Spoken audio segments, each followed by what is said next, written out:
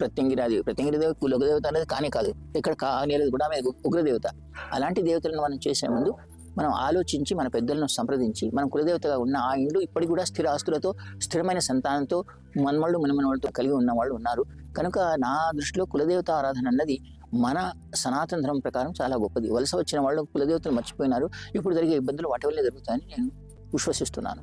కులదేవత ఆరాధన ఉంది. ఆ ఆరాధన ఆ మంత్ర ఆరాధన త్రిసంధ్యల్లో చేసిన వాళ్ళు, అంటే పొద్దున మధ్యాహ్నం సాయంత్రం 3 రోజులు చేసిన ఎవరైతే చేస్తారో వాళ్ళ తాను స్వయంగా కులదేవత చెప్తుంది, నేను మీ కులదేవతని చెప్తుంది అని ఋషి పరంపరలో జామలగ్న మహర్షి తర్వాత అంగిరస్ మహర్షి ఈ కులదేవత నిర్ణయం చేసిన ఒక మంత్రం ఇచ్చినారు. దాన్ని త్రిసంధ్యల్లో ఒక్కొక్క మాల ఆరాధించిన 3 రోజులు చేసిన వాళ్ళకు కళలో కనిపించి నేను మీ కులదేవతని చెప్తుంది. నేను అలాంటి వాళ్ళని చాలా మందిని నేను అలా ఇచ్చి వాళ్ళ కులదేవత నిర్ణయించి వాళ్ళు సుఖంగా ఉండేటట్టు కూడా చూసినాను. ఆ కులదేవత మంత్రం విధానం ఉంది.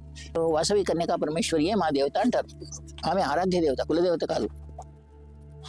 వాసవి కన్యకా పరమేశ్వరి వాళ్లకు వైశ్యులకు ఆరాధ్య దేవత.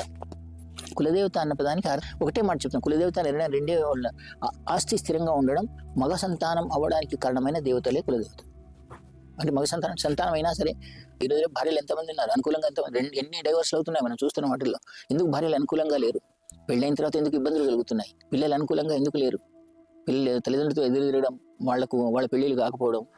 మన తాతండ్రులు పుణ్యం ఉన్న వాళ్ళు ఇప్పుడు హాయిగా ఉన్నారు. కానీ ఇప్పుడున్న తరం కులదేవత ఆరాధనే లేదు వాళ్ళ దగ్గర. మరి వాళ్ళ పిల్లలు పెళ్ళిళ్ళు కాకుండా సంతానం కాకుండా సంతానం అయితే దీర్ఘ రోగాలతో బాధపడడం, వాళ్ళు వలస వెళ్ళి ఏ అమెరికానో ఎక్కడికో వెళ్ళడం, ఇవన్నీ జరుగుతున్నాయి కదా.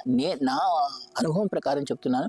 కులదేవత ఆరాధన ఎక్కడ జరిగిందో వాళ్ళ పిల్లలు ఆ ఫ్యామిలీ తల్లిదండ్రుల మాట విని సంతోషంగా ఉన్న ఉదంతాలు చాలా ఉన్నాయి.